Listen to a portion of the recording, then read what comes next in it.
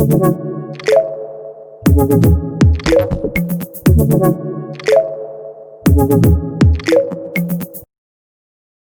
à tous et bienvenue dans ce nouvel atelier du Centre européen du journalisme. Aujourd'hui, nous recevons Alice Palussière de Google News Lab et nous allons parler de Pinpoint, qui est le nouvel outil de data de Google pour le journalisme d'investigation. Donc, Alice, avant de vous donner la parole, je m'adresse aussi à notre public virtuel. N'hésitez pas à poser toutes vos questions à Alice dans les commentaires et puis je serai en charge de les faire remonter. Et voilà, et Alice y répondra avec plaisir. Alice, je vous donne sans plus tarder la parole. Bonjour, merci d'être là. Je suis ravie d'être avec vous pour vous présenter cet outil qui s'appelle Pinpoint, qui est donc un peu le dernier né de Google, en tout cas de cette suite d'outils que Google s'efforce de construire pour les journalistes. Je ne sais pas si certains d'entre vous ont déjà l'accès à cet outil, mais il est sorti le mois dernier. Il était en version bêta jusque-là. Certains journalistes d'investigation l'ont d'ailleurs testé dans certaines rédactions en France. Je pense à Data Plus Local que j'ai été rencontrée, qui était avec vous hier, qui ont pu avoir un accès en bêta et qui ont pu aussi tester un petit peu l'outil et nous faire des retours qui ont été super précieux. Évidemment, il y a aussi toutes les rédactions un peu partout dans le monde, aux États-Unis notamment, qui nous ont fait des retours. Et donc, c'est un outil sur lequel l'équipe de projet travaille depuis un peu plus de 2 ans. Donc, il est tout neuf, tout flambant neuf. Je vais vous présenter donc en quoi il consiste avec ma présentation. Voilà, mon nom est Alice Palussière, je suis donc la Teaching Fellow du News Lab. Je suis journaliste moi-même, donc je suis chez Google depuis l'année dernière, un peu plus d'1 an, et donc je dispense des formations sur les outils numériques de Google pour les journalistes, pour les rédactions, dans les clubs de la presse, dans les écoles de journalisme et dans les événements consacrés aux médias. Voilà mon parcours vraiment rapide. J'ai commencé chez un pure player qui s'appelle Street Press. Ensuite, j'ai beaucoup travaillé dans l'infographie et je suis venue à la data via l'infographie en fait.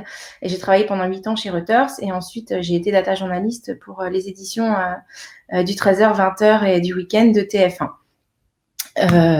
Donc, je fais partie du News Lab, qui est une entité au sein de la Google News Initiative, essentiellement constituée de personnes qui ont travaillé dans les médias, essentiellement constituée de journalistes. On est une petite vingtaine dans le monde à être dans différents pays, à faire on a à peu près tous les mêmes missions de formation sur les outils pour aider les journalistes qui n'ont pas forcément accès à tous les outils numériques à les aider au quotidien dans leur travail, à voir comment on peut les aider.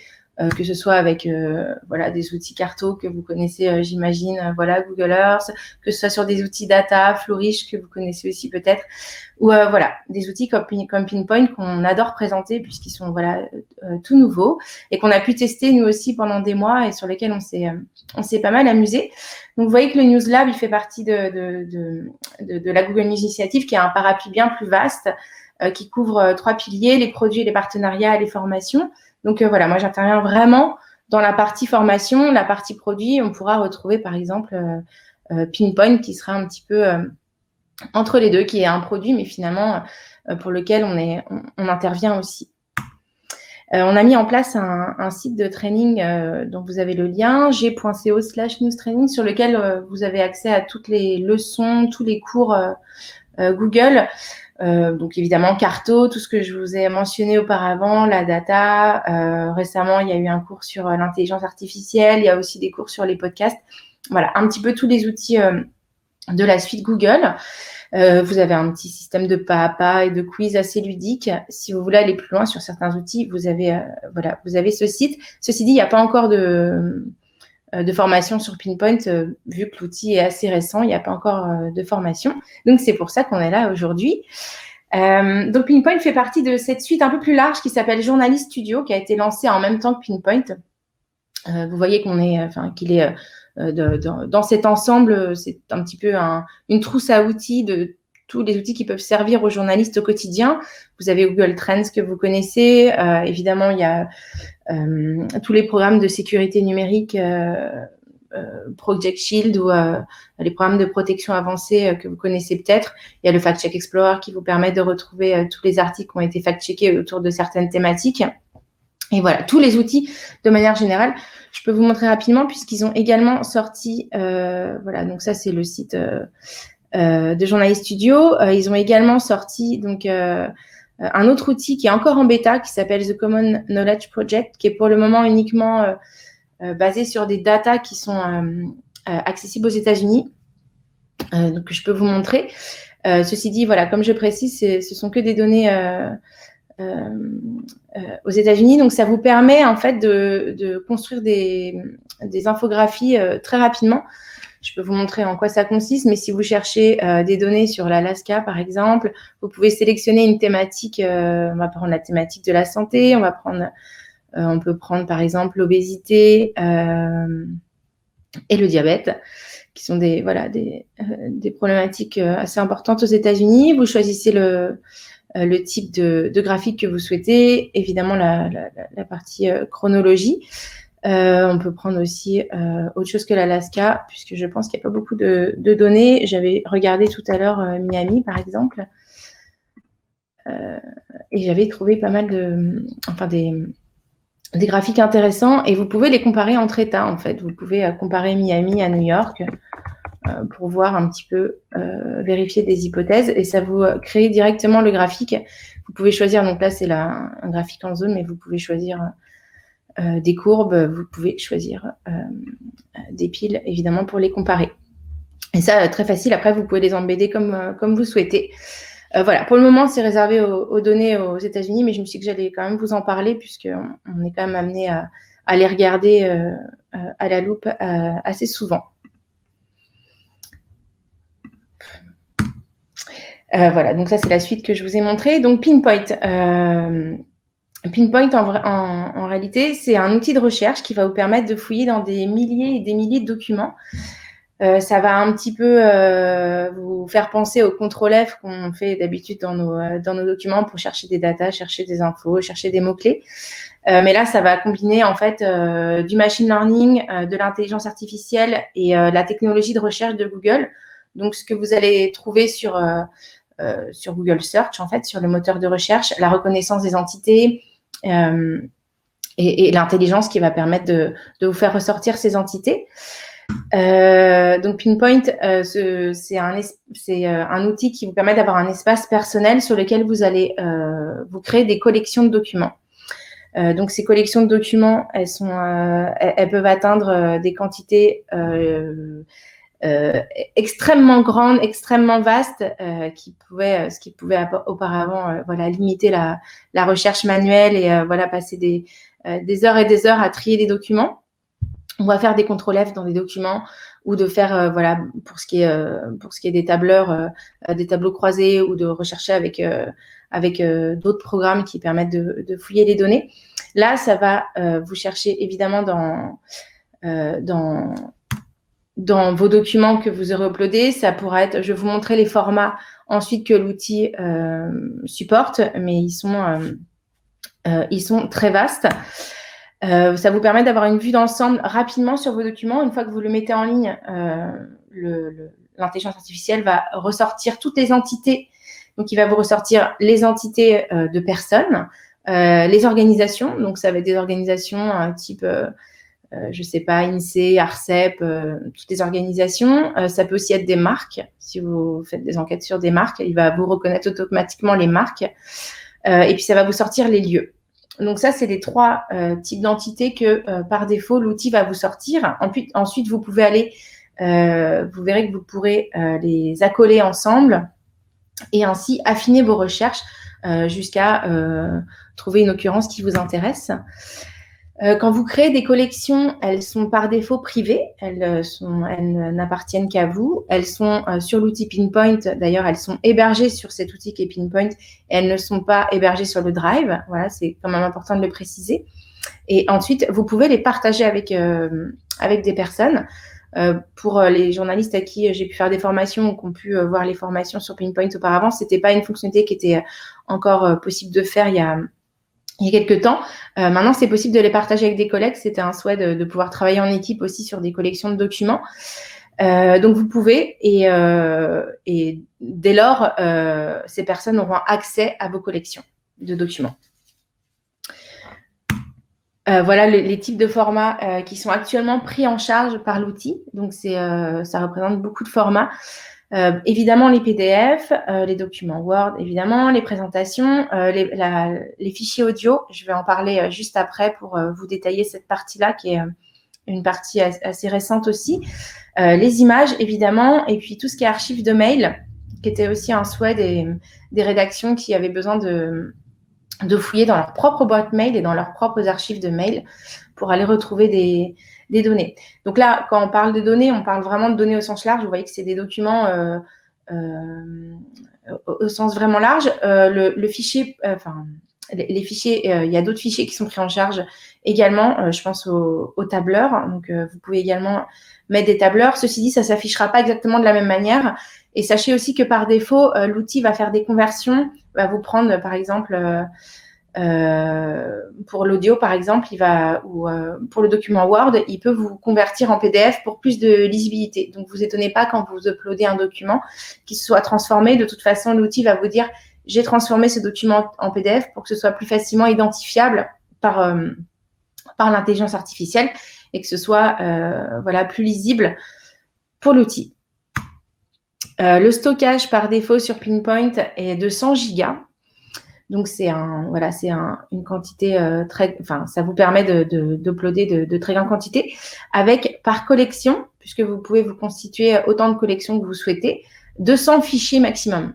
Ce qui est là aussi énorme. Donc, vous pouvez mettre, vous constituez des collections avec des quantités massives de documents à l'intérieur. Pour anticiper l'éventuelle question sur qu'est-ce qui se passe si on ne se rend pas compte vraiment du stockage et de notre capacité, de jusqu'où on peut aller.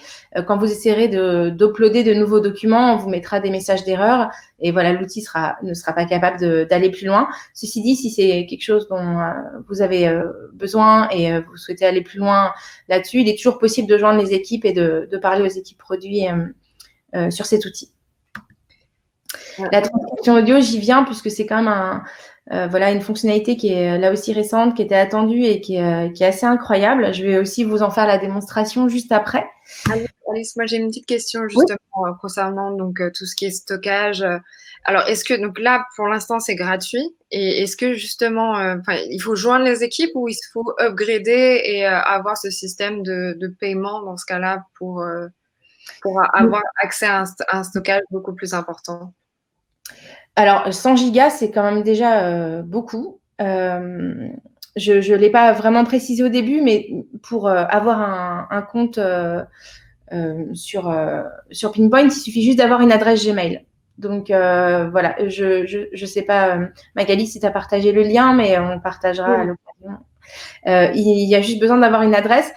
Après 100 gigas, c'est quand même beaucoup. S'il y a besoin d'aller plus loin, vous pouvez envisager, par exemple, de vous faire un deuxième compte avec une adresse Gmail ou de contacter, l'équipe produit. Tout est 100% gratuit.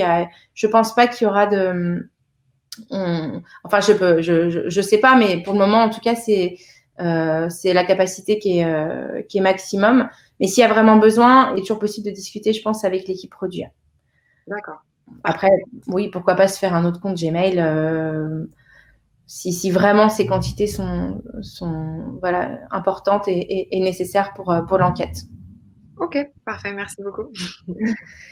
Donc la transcription audio, ça vous permet en fait de mettre des documents sonores, donc des MP3. Je vais vous montrer aussi je crois que je vous avais montré, mais ça prend les formats WAV et les formats MP3 par exemple, et de les uploader en ligne et d'accéder ensuite à une transcription écrite du fichier sonore.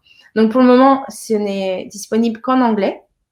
Ceci dit, c'est aussi intéressant de le savoir, même si on est francophone, et de savoir qu'il est possible de transcrire des documents sonores en anglais, ça peut être des discours européens, ça peut évidemment être des discours de Trump ou des futurs discours d'investiture. C'est intéressant de savoir que cet outil existe pour le moment en anglais. Pour aussi, là aussi, anticiper la partie, est-ce qu'il y aura une version disponible en français, c'est prévu pour le début d'année prochaine.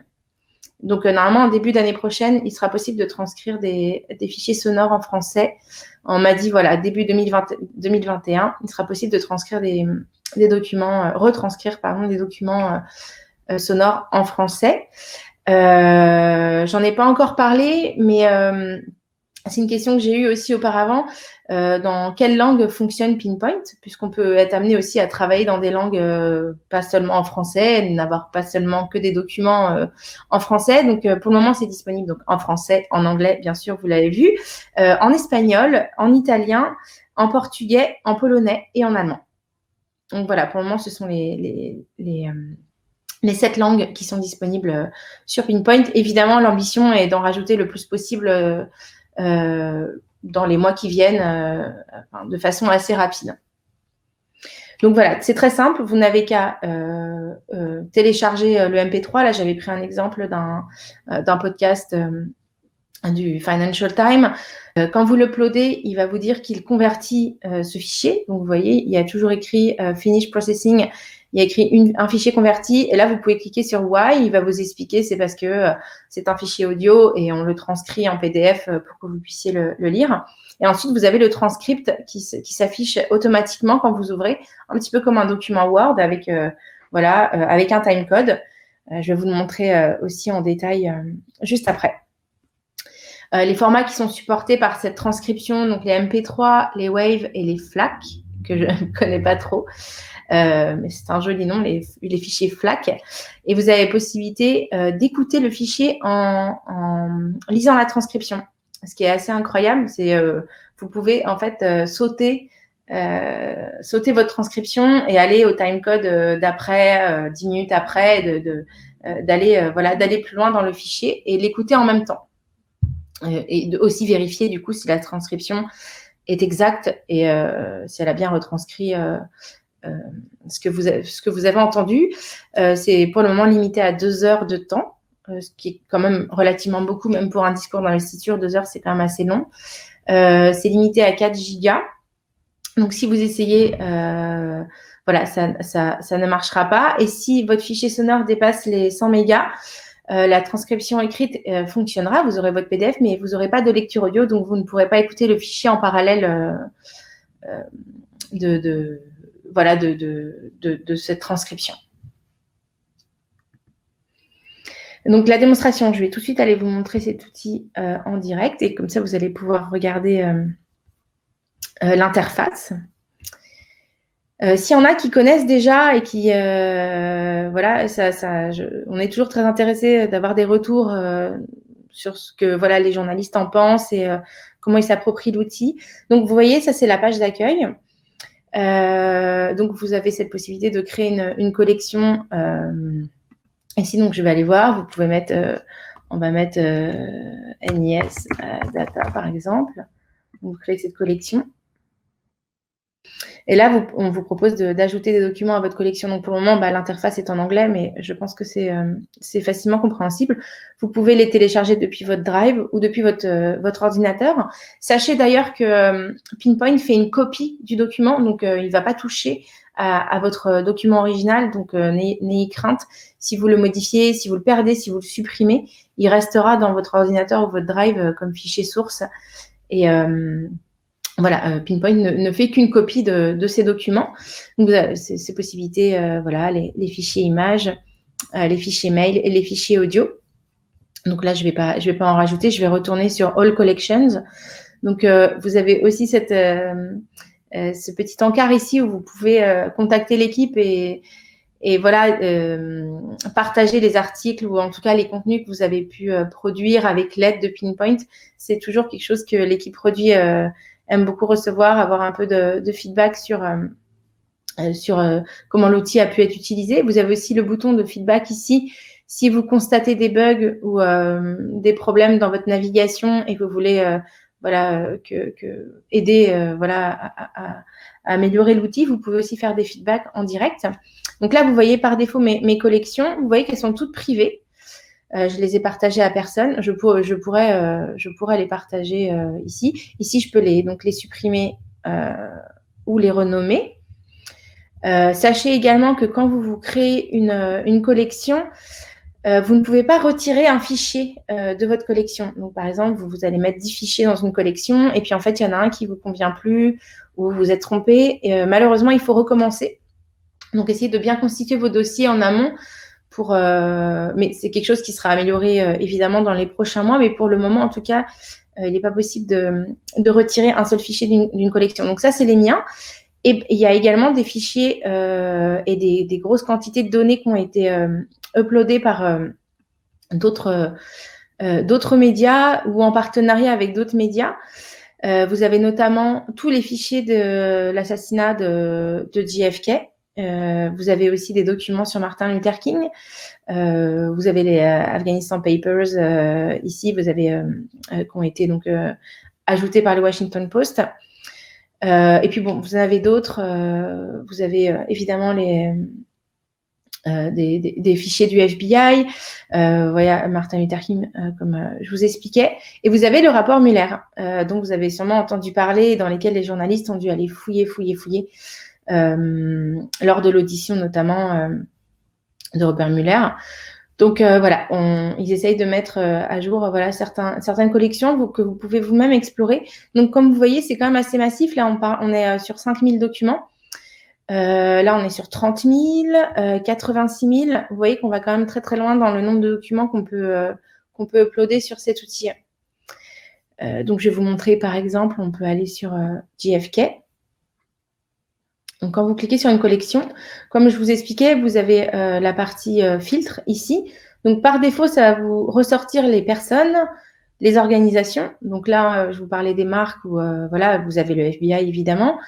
Et puis, vous avez les localisations, pardon. Donc, vous pouvez recouper vos documents grâce à ces outils. Donc, par exemple, là, je vais cliquer sur John F. Kennedy et je vais vous montrer quand même la puissance de cette intelligence artificielle et de ce moteur de recherche search sur lequel s'appuie cet outil en partie. Donc là, j'ai cliqué John F. Kennedy. Il a reconnu automatiquement qu'il y avait Kennedy qui était mentionné dans ces documents. Mais il va aussi comprendre qu'on l'appelle JFK également. Il va aussi comprendre qu'on l'appelle President John F. Kennedy. Il va aussi comprendre qu'on l'appelle Président Kennedy. Et en fait, vous comprenez, il va finalement vous prendre tous les homonymes de JFK. Si vous voulez affiner, vous pouvez continuer ici et mettre son frère. Excusez-moi pour le petit rhume que j'ai également. On va continuer.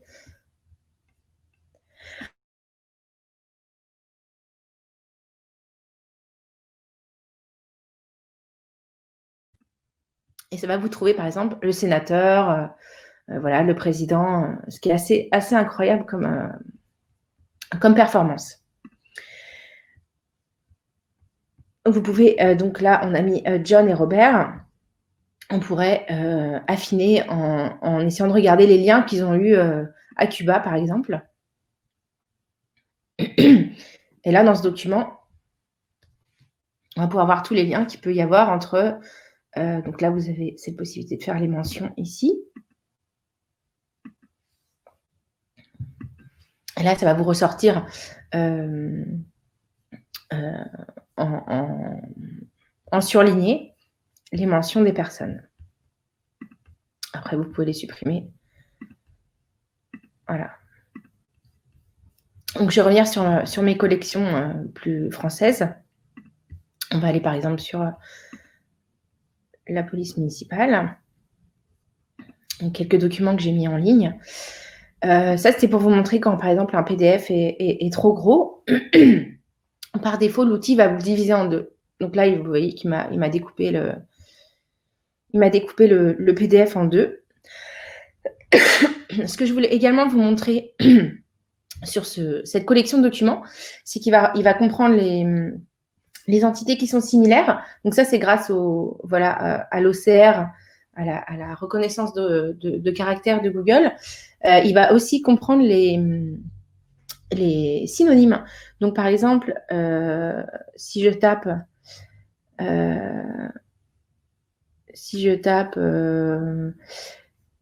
pistolet, puisqu'on est sur ce fichier de la police. Donc, vous voyez, quand on tape pistolet, soit j'ai pistolet normal, soit j'ai le exact match. Je vais vous expliquer le exact match juste après en quoi ça consiste, même si je pense que vous avez une petite idée. Donc là, si vous vous rappelez, j'ai tapé pistolet, ça me sort par défaut le synonyme de pistolet qui sera arme. Donc, vous allez pouvoir aller chercher dans des documents tout ce qui va être lié aux armes. Je pense que s'il y avait possiblement mitraillette ou arme à feu, ou voilà, l'outil va comprendre que vous parlez de la même chose et aller vous ressortir des synonymes. Hop. On peut également montrer un autre synonyme que j'ai essayé tout à l'heure. Vous tapez garage et ça va vous sortir parking. Donc voilà, ça va vous mettre des termes qui sont voilà, similaires. Je vais retourner sur mes collections. Je vais aller par exemple sur l'abolition de la peine de mort, où j'ai commencé à uploader des documents sur cet événement historique qu'on connaît bien. Vous pouvez, par exemple, là, j'ai uploadé notamment des comptes rendus de séances à l'Assemblée nationale, des débats. Donc, vous pouvez mettre Robert Badinter, qui était à l'origine de la loi, et puis on pourrait aller chercher les éventuelles confrontations qu'il a eues avec des opposants autour de la loi. Donc, il y avait ce député du Bas-Rhin que j'ai trouvé, qui était donc un opposant à la loi, qui s'appelle François Grusselmeyer. Donc là, si vous faites exact match, ça va vous mettre cette personne. Si vous faites François Grusselmeyer, ça va vous sortir tous les François et tous les Grusselmeyer. Donc en fait, possiblement, ça va vous ressortir également François Mitterrand, qui est possiblement présent aussi dans ces entités. Donc le exact match, c'est ce que je vais choisir. Et là, j'ai resserré François Grusselmeyer, qui est là aussi. Je peux le mettre ici, ça revient au même. Et là, j'ai en fait j'ai dans 3 documents, en fait, j'ai les 3 documents dans lesquels ces 2 personnalités interviennent et possiblement interagissent. Et on peut continuer à affiner, ainsi de suite, choisir par exemple au Parlement, c'est là où ils sont. Donc là, vous voyez, j'ai tapé French Parliament. Donc c'est l'OCR de Google qui va vous proposer. Généralement, les organisations sont en anglais, puisque c'est comme ça qu'elles apparaissent en tant que source ouverte dans le moteur de recherche. Mais ça ne veut pas dire qu'on parle du ministère de la Justice américain. On est vraiment sur les entités françaises qui ressortent dans ces documents-là. Donc, vous voyez, j'ai mis Parlement français et ça me met Parlement français ici. Ça me met aussi les synonymes parlementaires dans les documents. Je vais vous montrer une autre possibilité aussi offerte par cet outil qui est aussi incroyable.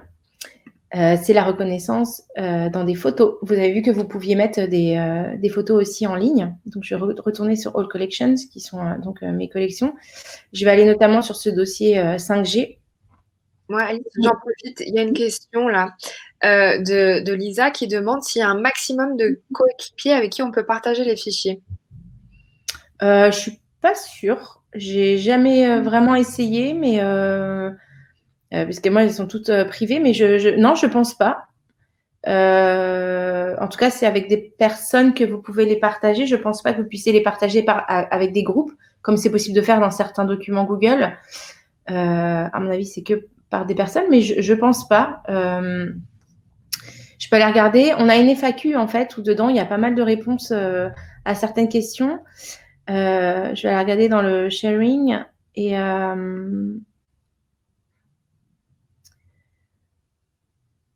non, il n'y a pas, c'est pas écrit, donc je suis pas sûre qu'il y ait de limite. Voilà ce que je peux voir dans cette FAQ. Je vous montrerai, je peux vous montrer d'ailleurs directement où est la FAQ. La FAQ, elle est en bas à gauche. Il y a pas mal de réponses aux questions que les gens se posent. Et vous voyez, j'étais dans le Sharing Collections. Donc, comme je vous disais, c'est privé par défaut et tous les documents que vous ajoutez ne sont visibles que par vous. Si vous êtes le créateur d'une collection, vous pouvez le partager. Ceci dit, voilà, je le reprécise, si vous l'avez déjà partagé avec des personnes, a priori, vous ne pouvez pas les enlever de ce partage. Donc, il faudrait supprimer la collection et la recréer si vous souhaitez qu'une personne ne soit plus désignée comme voilà, personne à qui vous avez partagé. Ceci dit, comme vous voyez, il y a écrit que d'ici la fin de l'année, cette possibilité sera offerte. Donc, vous pourrez enlever des gens à qui vous avez partagé. Mais vous voyez, je vois pas de restriction. Donc, voilà. J'espère que ça répond à peu près à la question.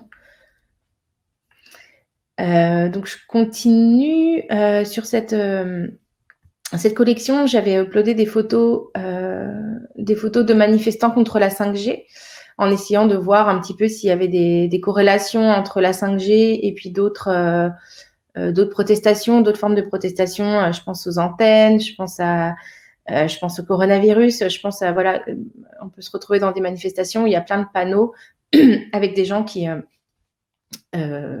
ont différentes doléances. Là, je voulais vous montrer qu'on peut chercher des textes sur des photos.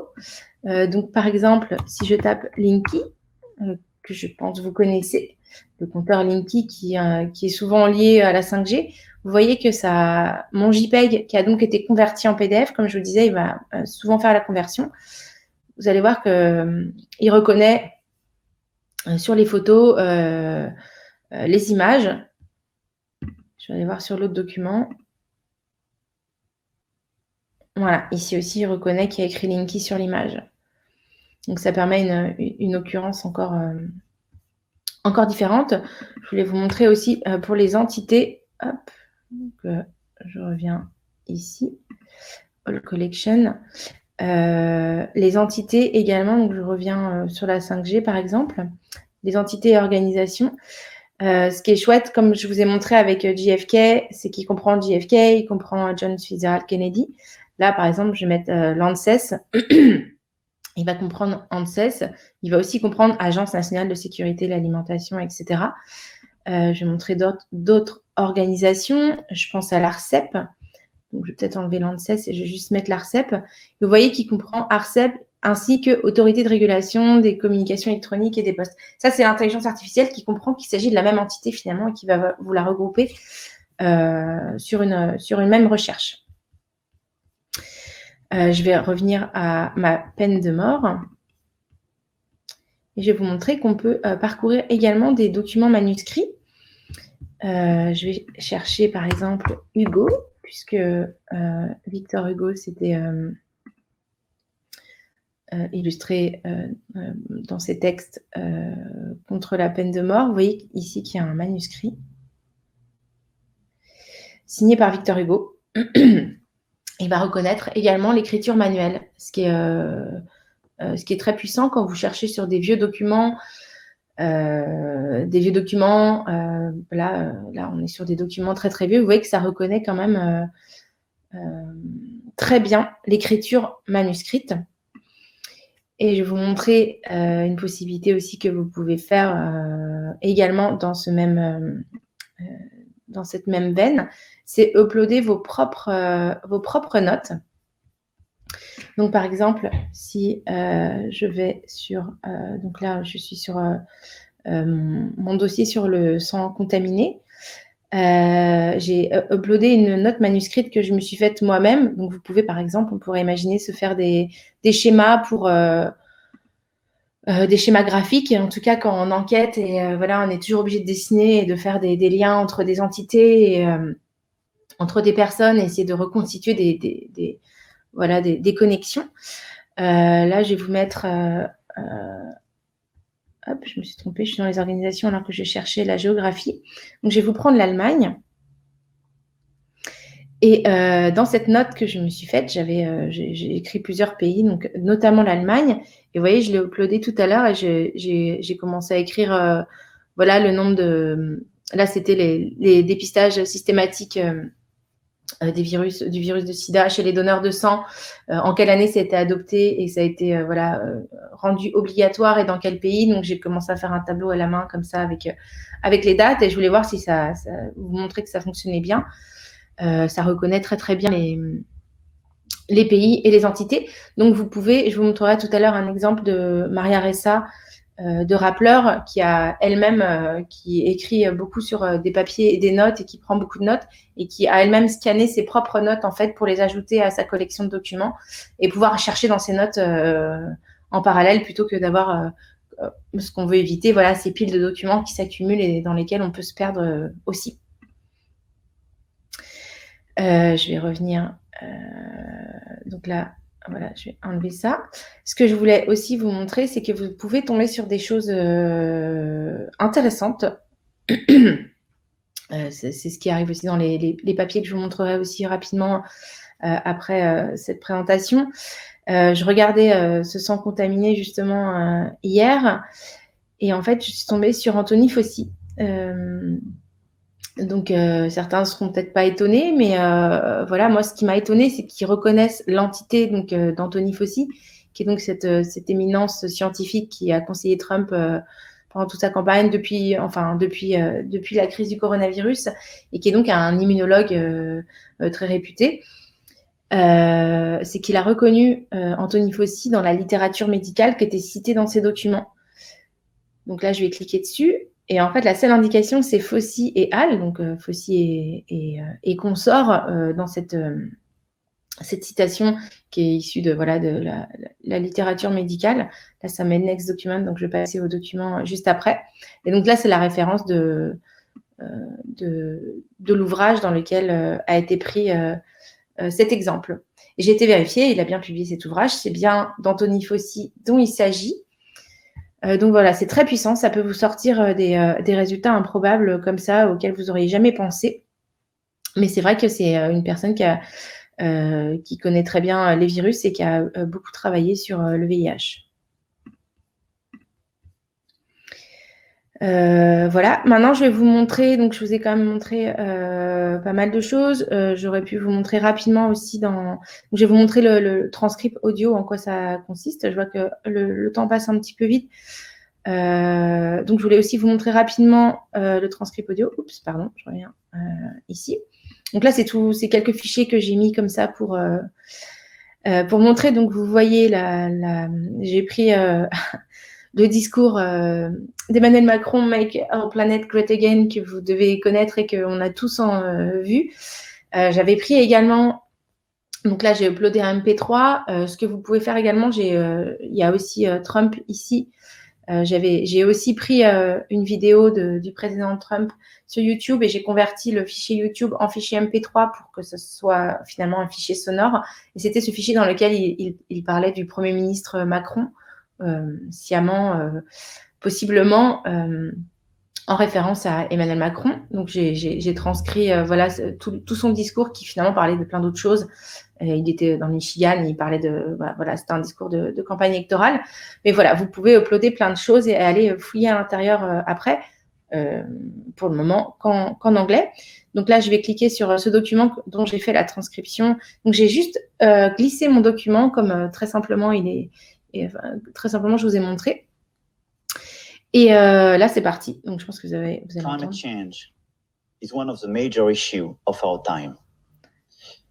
It is already changing our daily lives. Et en fait, but it is je vais ailleurs global. Et quand je clique sur ces timecodes, your history, our common history. Je peux passer et sauter mes timecodes. I can assure you, France will not give up the fight. Et donc je peux avancer, aller plus loin. I call you to remain confident this assessment. Revenir en arrière. Bon, je crois que vous avez compris, j'éteins le son, mais ça vous permet d'aller beaucoup plus vite, beaucoup plus loin. Et évidemment, vous pouvez rechercher dans ces documents PDF. Oui. Une petite question, justement. Là-dessus, ça n'a pas du tout été retouché. Du tout. Parce que, bon, je veux pas critiquer le président, mais c'est juste que je sais que dans d'autres outils de transcription, c'est très compliqué d'avoir en fait une langue, on va dire, enfin une langue avec un accent. notamment un accent français qui est assez fort. Donc, ce qui fait que c'est quand même assez intéressant de voir que. Tu veux dire que Oui. qu'il a un accent fort et que possiblement la transcription n'aurait pas fonctionné aussi bien Oui, moi, c'est d'expérience. Hein. C'est-à-dire qu'avec plusieurs outils autres que Google, hein, mais il y a beaucoup d'outils qui. C'est soit, en fait, il faut vraiment que ce soit une personne humaine qui soit derrière pour faire la transcription. Parce que sinon, c'est hyper compliqué d'avoir une transcription juste d'une personne qui parle une langue étrangère avec un accent, en tout cas. Donc, c'est quand même assez impressionnant. Enfin, c'était juste une remarque, mais. Alors après, c'est vrai que plus le fichier est propre, plus le fichier est plus le fichier est propre, plus la personne s'exprime clairement et moins il y a de bruit sonore autour, plus ça va être simple de faire la transcription. Je vous cache pas. Après, il faut quand même vérifier. Mais c'est pour ça que du coup, en parallèle, on peut aussi écouter et faire des sauts comme ça et aller les regarder. Par exemple, dans Trump qui avait parlé du ministre Macron, ça l'a pas bien transcrit. Parce qu'il y avait un peu de bruit autour et puis parce que c'est pas forcément, c'était pas très intelligible. Donc j'étais un peu déçue. C'est pour ça, bon, je le montre pas. Et finalement, c'est Emmanuel Macron qui a le meilleur transcript. Donc voilà, mais il y avait, vous pouvez mettre des podcasts. Là, par exemple, vous voyez, c'est un podcast que j'ai uploadé sur les théories conspirationnistes. Vous voyez que dans les personnes, il y a Trump, Macron, puisque là, dans les 5 que j'ai mis, c'est les personnes qui ressortent. Mais j'ai aussi trouvé Bill Gates. Donc, Bill Gates qui est souvent cité dans les conspiracy theories. Et donc, il apparaît dans ce... ici, là. And while there are reliable facts out there, there's also a lot of misinformation. Et donc, Bill Gates apparaît dans les documents. Donc, en fait, peut-être pour certaines émissions, vous n'avez pas le temps de tout regarder, ou vous êtes sûr que ça a forcément parlé de quelque chose sur lequel vous enquêtez, vous n'avez pas le temps, vous pouvez faire le transcript et ensuite faire la recherche, quoi. Tapez Bill Gates et vous allez regarder s'il a été mentionné dans le document sonore. Moi, je trouve que c'est une fonctionnalité fantastique, je trouve ça incroyable. J'ai hâte que ça arrive en français, donc encore peut-être quelques mois d'attente, mais je trouve ça vraiment, vraiment très puissant. Donc voilà pour la transcription. Voilà pour je peux vous montrer peut-être comment, si on upload un document, ce qui se passe. Par exemple, le sang contaminé, je peux rajouter un document depuis mon ordinateur.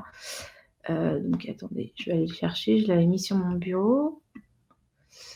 Voilà, donc j'upload un article de l'actualité. Et vous voyez en bas, il y a écrit Adding Files. Donc, plus le document est gros, plus ça va prendre de temps. Là, ça va pas prendre beaucoup de temps, je pense. Ça peut prendre plusieurs heures. Je crois que le plus long qu'on m'ait dit, c'est une demi-journée, je crois. Pour vraiment des quantités extrêmement massives. Mais vous voyez, c'est quasiment... là, c'est vraiment très, très rapide. Donc, mon document, il est là. Et donc, voilà, je le retrouve... là, et dans lesquels je peux...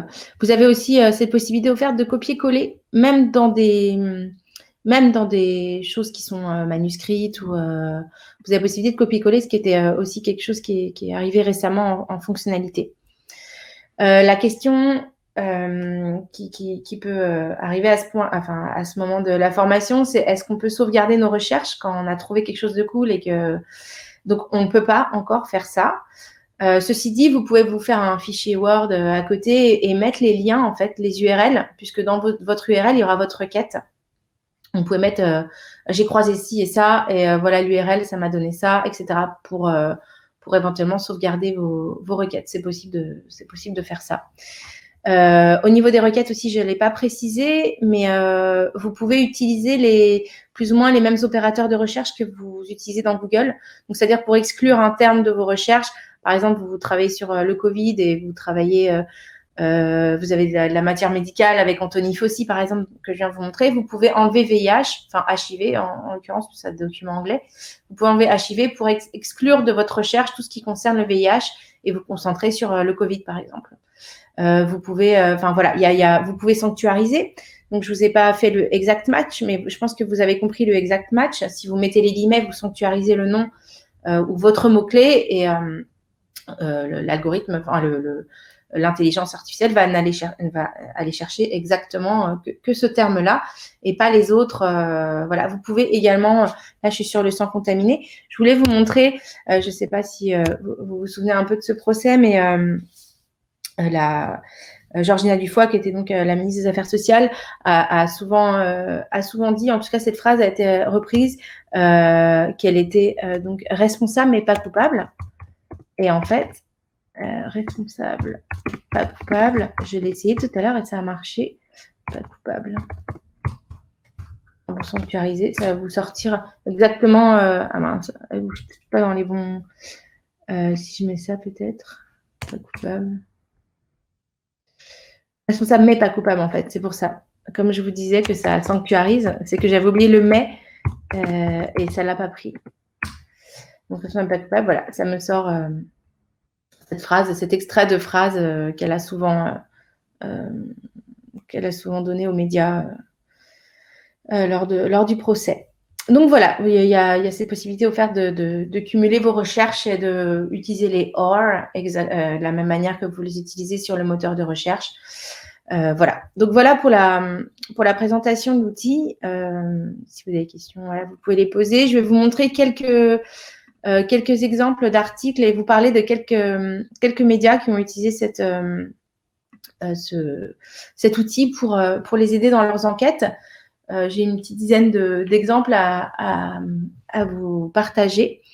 Donc Maria Ressa, dont je vous parlais juste avant, qui est donc cette journaliste philippine d'investigation que vous connaissez peut-être, qui a ce site blog qui s'appelle Rappler et qui est très active dans tout ce qui est désinformation, qui a donc utilisé Pinpoint pour comparer donc ses propres notes manuscrites, mais également pour parcourir plus de 13 000 documents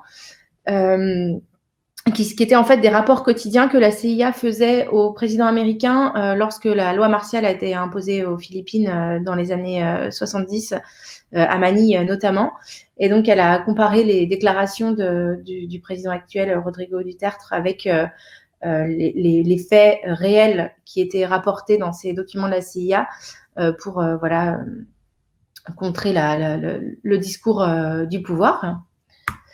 Autre exemple donc de Hearst qui a utilisé l'outil pour examiner des milliers de documents qui provenaient d'affaires civiles, des affaires civiles et des affaires pénales d'abus sexuels dans les Boys and Girls Club, qui sont un peu des associations sportives aux États-Unis, où il y a eu pas mal de cas d'abus et d'agressions sexuelles. Et comme vous savez, aux États-Unis, il y a les fichiers judiciaires et les procès sont parfois en accès libre. Donc, ils ont pris tous ces documents. Ils ont réussi à trier avec Pinpoint, à resserrer leurs recherches et à faire ce long papier sur les Boys and Girls Club aux États-Unis, qui sont impliqués dans des scandales. Le Media Reveal aussi, que vous connaissez peut-être, qui ont utilisé Pinpoint donc c'est une série qui est encore en cours et qui s'est intéressée aux centres de détention pour immigrés, donc les ICE, que vous connaissez, vous avez peut-être entendu parler aux États-Unis, et sur la propagation du virus dans ces lieux et comment le gouvernement a réagi au début de la crise sanitaire et comment ça s'est passé dans les prisons qui sont ces prisons gérées par des groupes privés en partie. Très intéressante, enquête super intéressante, et c'est pareil, ils ont dû examiner des milliers et des milliers de pages qui provenaient de courriels qu'ils avaient reçus, mais aussi tous les organismes de santé un peu partout aux États-Unis. Et voir si ça valait le coup ou non de se pencher sur tel ou tel établissement. Autre exemple du Boston Globe, qui a utilisé Pinpoint pour deux papiers. Oui, c'est ça, deux papiers différents. Un sur les équipements de la police à Boston pour parcourir, puisque c'est des documents qui ont été rendus publics, et tout l'argent qui avait été dépensé par la municipalité pour équiper les policiers en casque et en divers matériels de sécurité. Et puis également, ils l'ont utilisé pour enquêter sur toutes ces plaintes qui ont été remplies et qui ont été déposées contre des agents dépositaires de l'autorité publique et policiers, etc. aux États-Unis, et qui résultent très rarement en une condamnation au tribunal. Et donc, ils ont utilisé cet outil pour resserrer leurs enquêtes et aller plus vite. Le Washington Post a utilisé, ça c'est aussi une fonctionnalité que vous pouvez retrouver et qui serait très intéressante en télé pour ceux qui travaillent en télé. C'est d'avoir dans Pinpoint le rapport Mueller. Donc là, c'est ce qui s'est passé. Ils avaient téléchargé donc ce rapport de 500 pages que je vous ai montré, et il y a eu donc l'audition en parallèle de Robert Mueller, du procureur spécial devant la commission de la justice et du renseignement de la Chambre des représentants. Et donc, ils se sont appuyés sur Pinpoint pour aller fouiller dans le document en même temps que Robert Mueller témoignait. Et pour corroborer ou non ces dires qui avaient été donc une déposition publique et écrite avec ce qu'il témoignait publiquement, et faire un live report là-dessus. Donc, très intéressant pour ceux qui travaillent en télé et qui doivent faire du fact-check sur des documents publics et répondre rapidement pour leur audience. Autre exemple, le Baltimore Sun, donc ça part d'un journaliste qui voyait le Martin Luther King Day approcher et qui s'est demandé quels étaient les liens que Martin Luther King avait entretenus avec sa ville, donc avec la ville de Baltimore. Est-ce qu'il y était allé à quelle reprise, à quelles occasions et comment, et qui a donc sorti ce papier en affinant sa recherche. Comme je vous ai montré, vous pouvez mettre le nom d'une personne, le nom d'une ville, et puis affiner ensuite et aller regarder ce que vous trouvez dans les archives de la ville. Donc là, c'est ce qui s'est produit. Donc je vous disais que, ça marche aussi pour.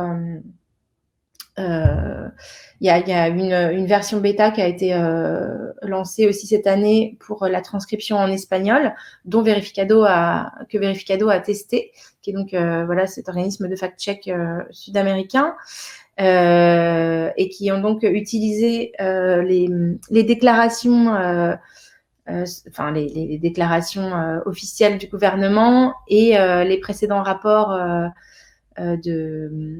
autour du Covid, puisqu'ils se sont rendus compte en fait qu'il y avait des imprécisions sur les chiffres de sécurité de ce que donnaient les gouverneurs dans les États sur certaines thématiques, sur la santé par exemple et l'éducation, et donc ils ont comparé les transcriptions de ce que les gouverneurs locaux disaient et les faits réellement avérés.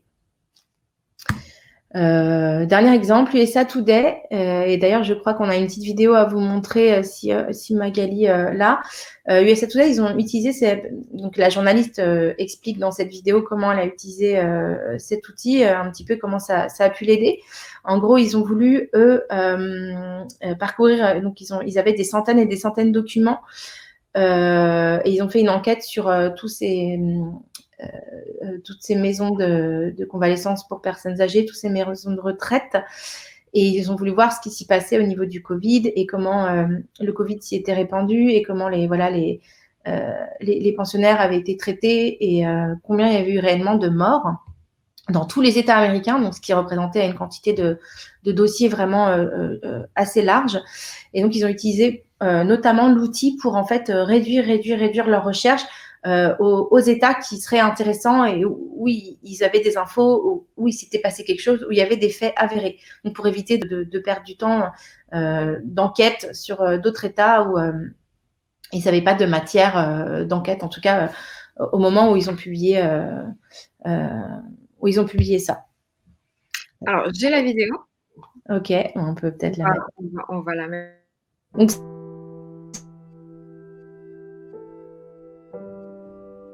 the biggest challenge for reporting honestly is time, right? It's really difficult to say no when somebody wants you to look into something that you believe is important, but you just don't have the time to do it.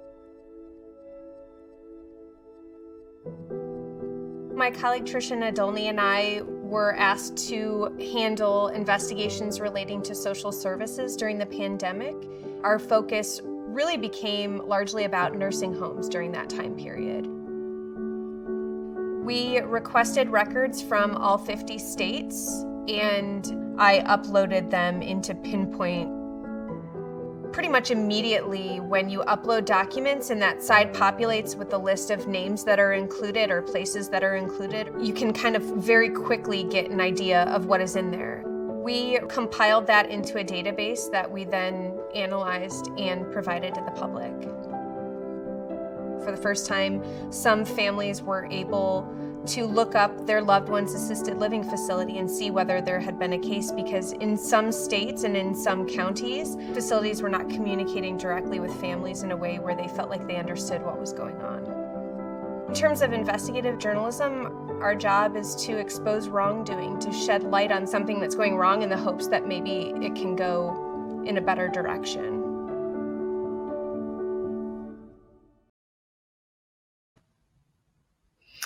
Donc voilà, la journaliste explique un peu plus en détail comment elle a utilisé et comment ça les a aidés dans leur investigation. C'était le dernier exemple que je voulais vous montrer. On a aussi une belle reconnaissance de la part de Elliot Higgins, qui est donc le fondateur de Bellingcat, qui a expliqué qu'il utilisait lui aussi Pinpoint depuis un petit moment. Donc je pense qu'il a eu l'accès en bêta comme certains journalistes d'investigation, et qu'il l'utilisait pour notamment fouiller dans les documents autour des armes chimiques en Syrie. Donc voilà, ça c'était le dernier exemple. Je pense que vous avez déjà le lien pour demander l'accès pour vous inscrire. Vous avez aussi cet email générique pour poser des questions à l'équipe technique. Tac. Mais voilà, je pense que vous avez toutes les informations. Si vous avez d'autres questions, voilà, je suis toute disponible pour y répondre. Et bon, j'espère qu'en tout cas, ça vous a donné envie de l'utiliser. Alors, on a une question d'Ingrid qui demande: peut-on uploader nos notes manuscrites et les convertir, par exemple, en fichier Word?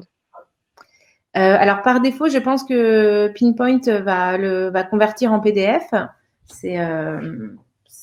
Voilà, c'est plus simple pour l'outil de convertir en PDF. Mais oui, comme vous voyez, moi, je me suis convertie, j'ai moi-même mis ma propre note à l'intérieur.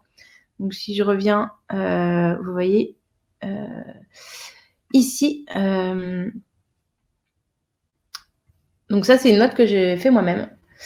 Et que, voilà, il y a différentes choses écrites, mais on aurait pu imaginer quelque chose de beaucoup plus sophistiqué. Là, je l'ai vraiment fait rapidement.